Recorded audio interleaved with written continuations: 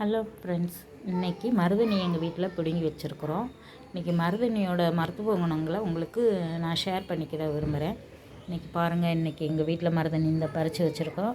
இது பறித்த மருதாணியில் உருவி வச்சுருக்குறோம். இன்றைக்கி மருதாணி அரைச்சி கையில் வைக்கிறதுக்காக வச்சுருக்குறோம். இது வந்து பூ, இது வந்து காய். அதாவது இது வந்து மருதாணி இலையை 15 நாளைக்கு ஒருக்கா நீங்கள் அரைச்சி விரலில் வச்சிட்டிங்கன்னா நெகத்துக்கும் நல்லது, உங்கள் உடம்புக்கும் நல்லது. ஹீட்டு கம்மி பண்ணும், ஹீட்டை குறைக்கும் உங்களுக்கு. அதனால் உங்களுக்கு மருதாணி இலை வந்து அந்த இதுக்கு நமக்கு பயன்படும். பூ வந்து நமக்கு வந்து தலையில் பேன் இருக்கிறவங்க வந்து இந்த பூவை யூஸ் பண்ணிக்கலாம். தலைவாணியில் உதுத்து போட்டு படுக்கலாம். நைட்டு படுத்திங்கன்னா உங்களுக்கு பேன் இருக்காது, உதிர்ந்துடும், பேனும் போயிடும்.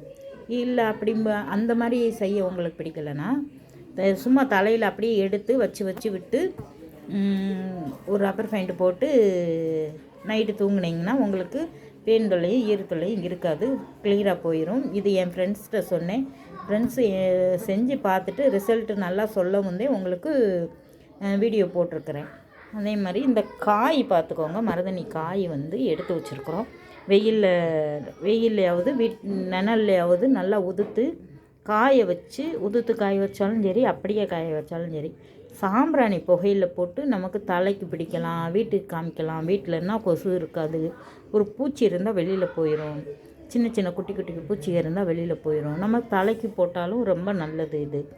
இதோட மருத்துவ குணங்கள் ரொம்ப நல்லாவே ரிசல்ட்டு கொடுக்கும். பாருங்கள், பார்த்துட்டு எனக்கு என்னோடய சேனலை பார்த்தவங்க எனக்கு சப்ஸ்கிரைப் பண்ணுங்கள், லைக் பண்ணுங்கள்.